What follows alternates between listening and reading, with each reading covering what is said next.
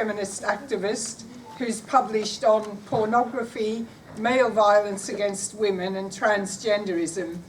She currently works for an organisation supporting women who've experienced male violence, and she is totally committed to creating lesbian feminist community and promoting lesbian visibility. Julia. Thanks,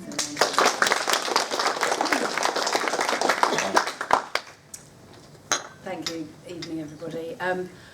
I want to begin by thanking Lynn Hahn in particular and the other organisers of this event for the opportunity to talk here tonight on a subject that I think we all believe to be absolutely crucial to ourselves as lesbians and in fact to all women.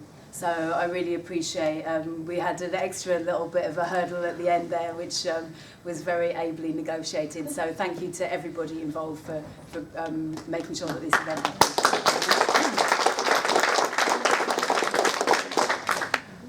Okay, so this event tonight is called Transgenderism and Lesbian Erasure. So I want to talk about why lesbian visibility is so crucial to all of us.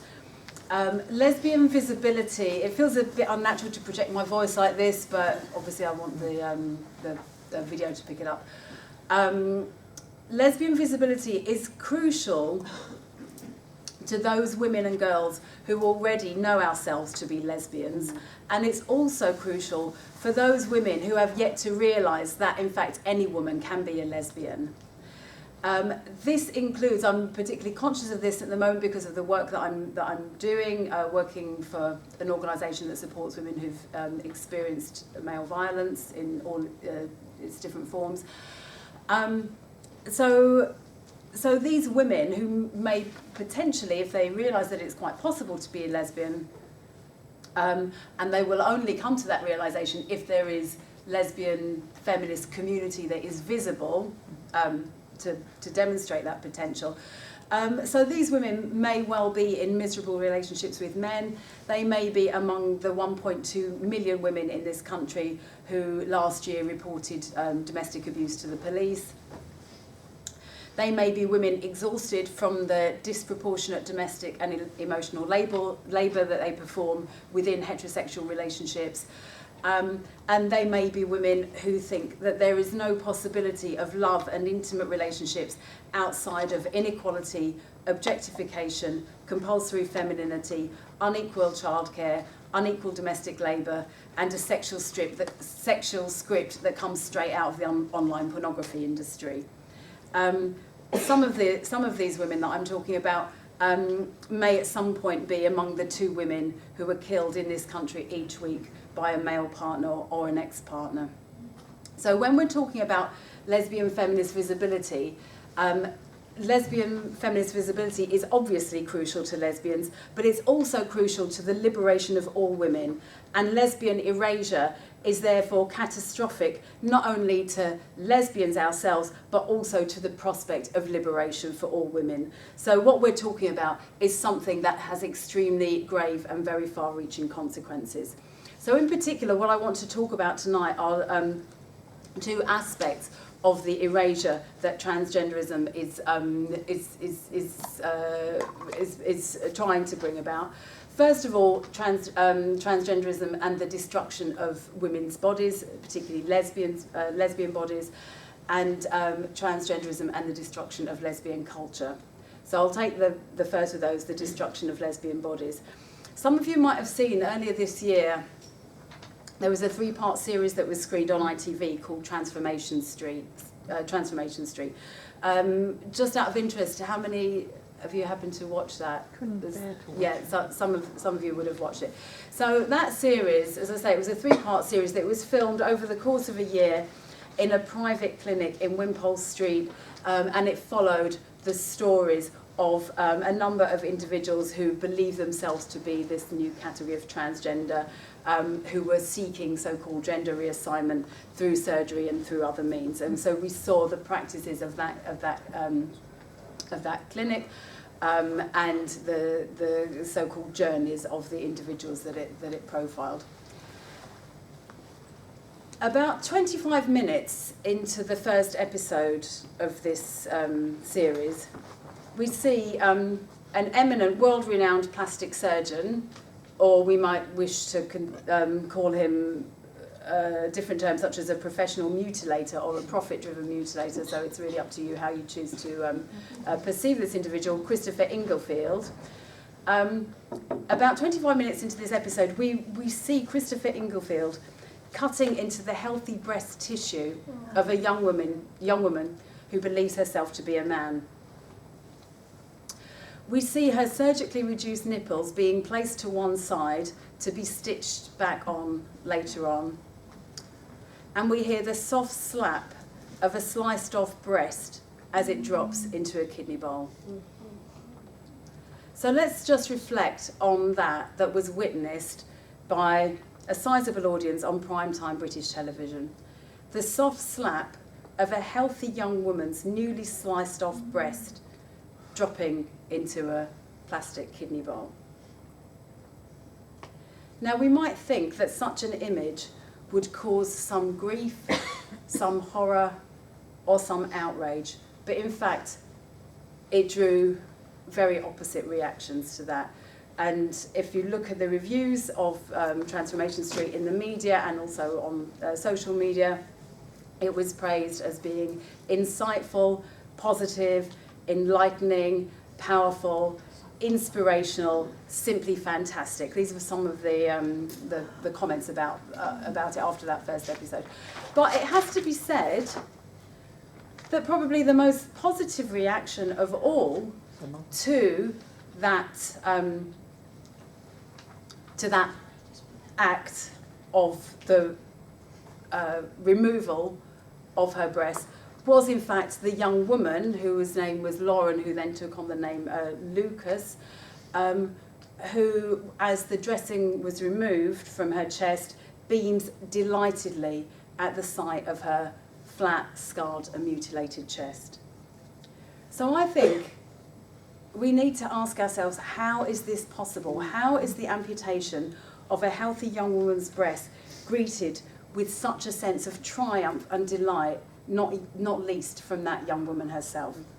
And a quotation keeps coming into my mind over and over again that I first heard from the rather wonderful radical feminist midwife and activist in the US, Mary Lou Singleton. It's a quotation from Voltaire, and he observes that those who can make you believe absurdities can make you commit atrocities. And I think that that observation speaks very profoundly to how the image of a freshly sliced off breast dropping into a kidney bowl can be something to celebrate in the media and on social media. And I think there are a number of particular absurdities that support that celebration, and I'm going to outline three of, I think, the key ones. The first absurdity is the notion that it's possible to be born in the wrong body. Obviously, we can understand this to be something that is quite nonsensical, but it is alarming, I think, how in a very short space of time this notion has gained such credence and legitimacy. So the idea that, as we saw in the first episode of that series, that a young woman who doesn't conform to a set of very harmful and oppressive stereotypes of femininity must, in some mysterious and as yet to be explained way, must really be male. So that's the first absurdity. The second one that is obviously related to that is the absurdity that there is such a thing as transgenderism. That is a fiction, again, that is supported and maintained over and over again, including by a lot of the people who would claim to be so-called gender critical, who nonetheless insist on using terms such as trans woman, trans man, trans-identified male, trans-identified this, that or the other, use terms like transphobic, all of the associated terms. Every time we use that term, and admittedly it is used as well in this in this event, transgenderism, because it does illustrate the predicament, because obviously we want to denote what it is that we're talking about. But every time we use this term of transgenderism, trans this, that or the other, we are helping to create it and to bring it into being and to legitimise it and validate it. And I think we have to be very, very precise in our language, that if we are talking about a man who is absolutely determined, like some of the men that we've heard about today, who is determined that we recognise him and grant him the sort of status and collude with his fantasy about being female, then we name him exactly as to what he's doing, that we don't use terms such as trans woman, obviously, but we also don't use ridiculous terms like trans-identified male, which is suggesting there is such a thing as this trans thing that someone can be identified with. What that man is doing, he's not identifying as trans, although he may use that term, but what he's doing is claiming to be a woman and demanding recognition as woman and demanding everything that goes along with that. So we need to be very, very precise. Because otherwise, every time we use these terms and collude with that, we are actually supporting the absurdity that results with a sliced off breast in a kidney bowl, and I think that's what we absolutely don't want to be doing.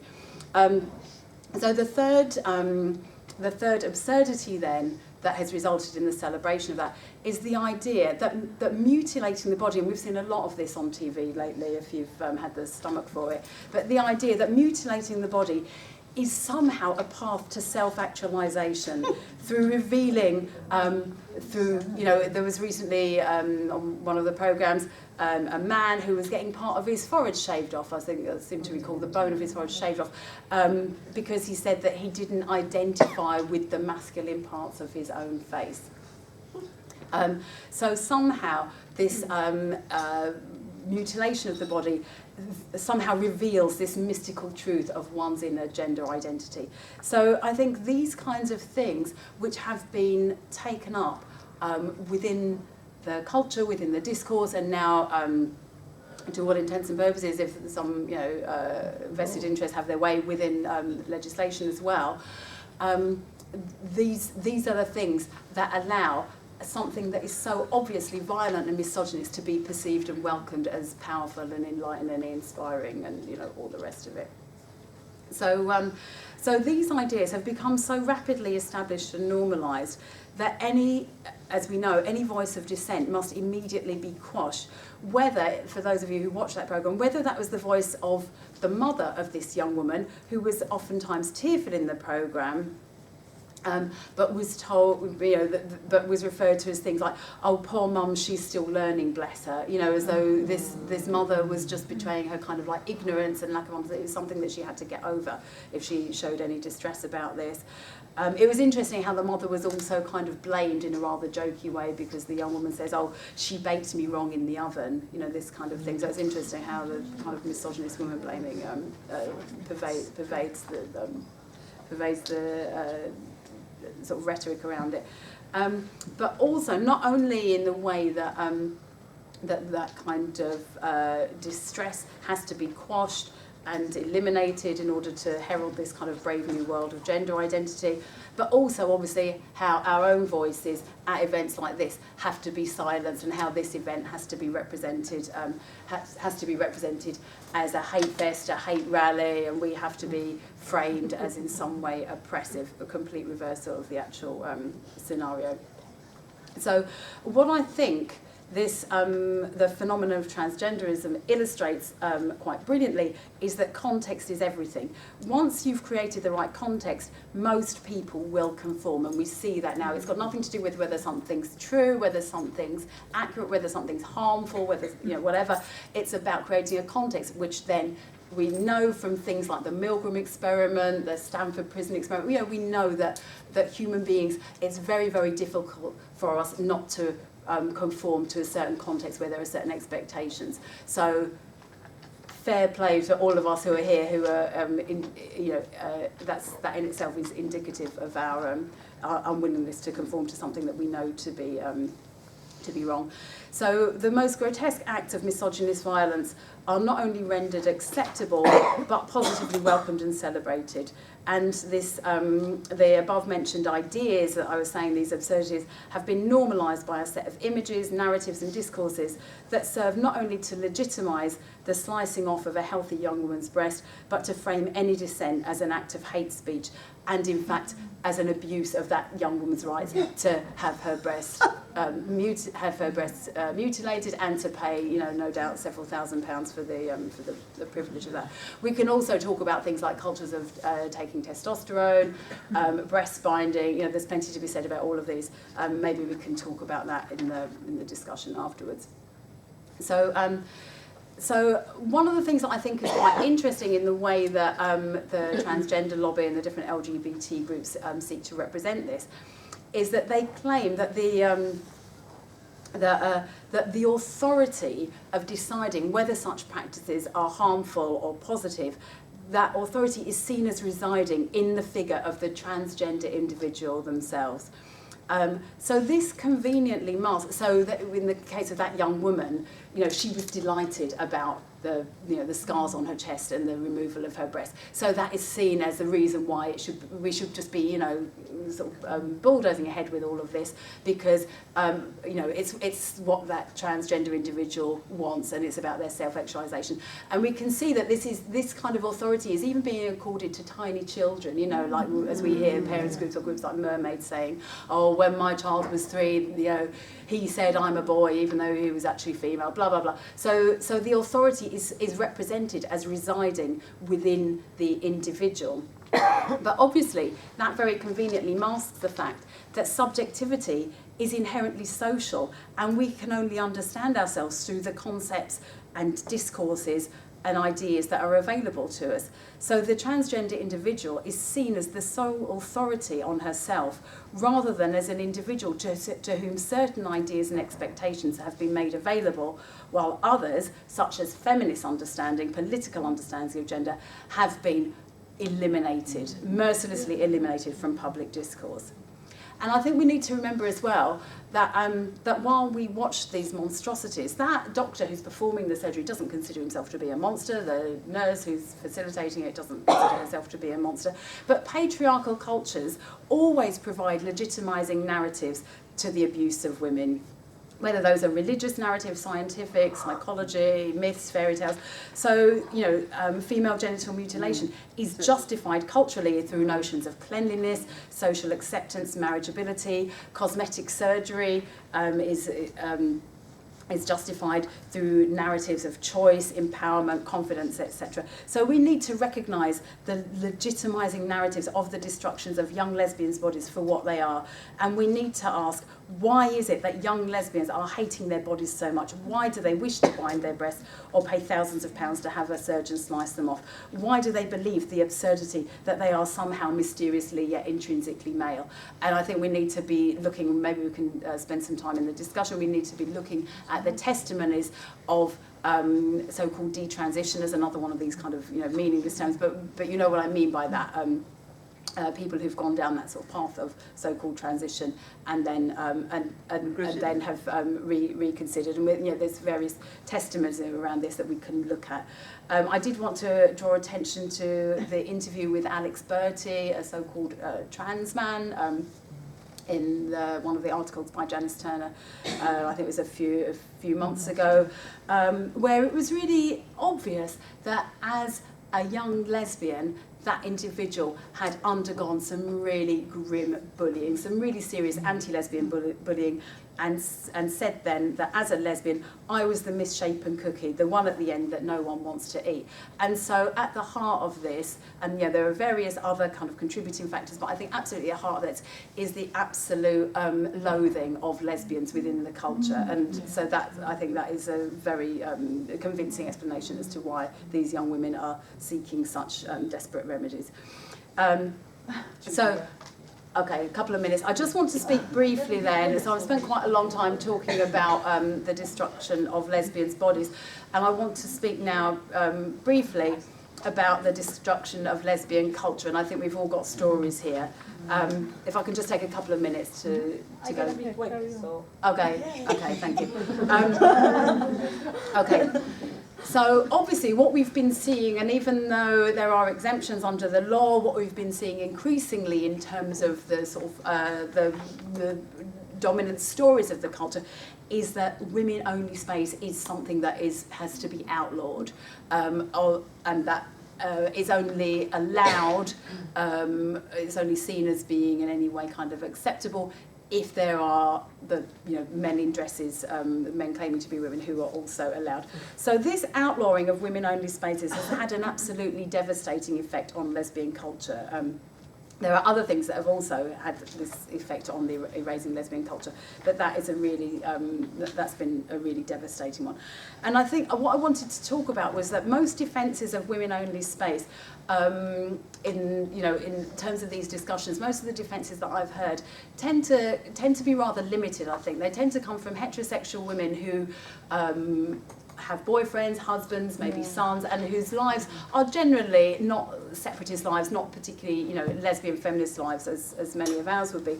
So they tend to focus on a kind of a brief respite from patriarchy. So things like privacy and safety in the way of like women's facilities, women's changing rooms, women's toilets, women's prisons, or on kind of what we might call like recovery spaces from male violence, so things like rape crisis groups and workshops, and things like women's refuges. So these are all really, really important, absolutely. But I think it's rather limited if when we talk about women-only spaces, that we're just talking about these.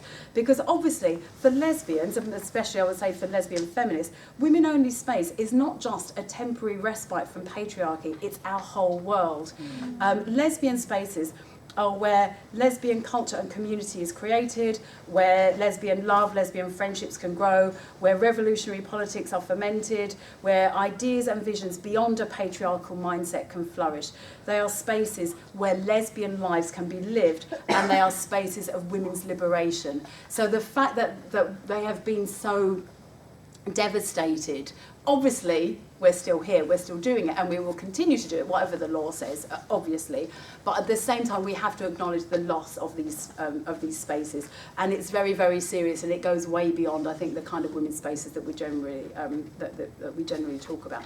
So, just again, as I say, maybe we can talk about these in the discussion point. But I identified 5 different areas or 5 different forms, rather, that this destruction of lesbian culture and lesbian spaces takes. First of all, I think that a really, like one of the major forms of this destruction is that lesbians are being deprived of our integrity as a distinct group, our distinct cultural values and our identity. Because if we are unable to name men as men, and we are forced to include men in our spaces, which obviously we don't, but that's the pressure, then they're trying to redefine lesbian in ways which is aiming to deprive us of our integrity. And I also heard a recent reading of Adrienne Rich's poems, I heard her being referred to as a queer poet and an LGBT poet, which is obviously a complete travesty of that woman's life and politics and work.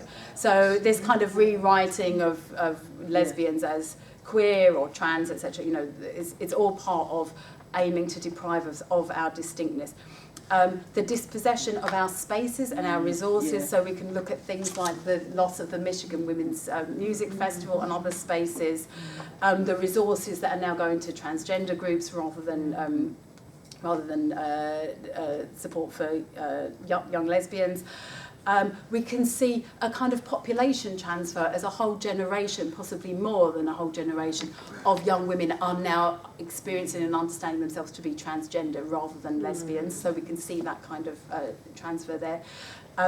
The assimilation or integration that's imposed on us, that is sought to be imposed on us by legislative means and other measures, and also the nature of the propaganda, the anti-lesbian propaganda that is directed at us. So all of the rhetoric and the discourse around the cotton ceiling, how to have lesbian sex with a trans woman, etc. And I just wanted to very, very briefly allude to all of those. I will finish, this is my final sentence, because what I've just described actually has a name. What I've just described, the deprivation of cultural values and identity, dispossession of spaces and resources, population transfer, forced assimilation, and propaganda directed at the group, actually under the UN definition constitutes the criteria of cultural genocide. Yes, it does. That comes under Article 7 of the draft UN Declaration on the Rights of Indigenous People.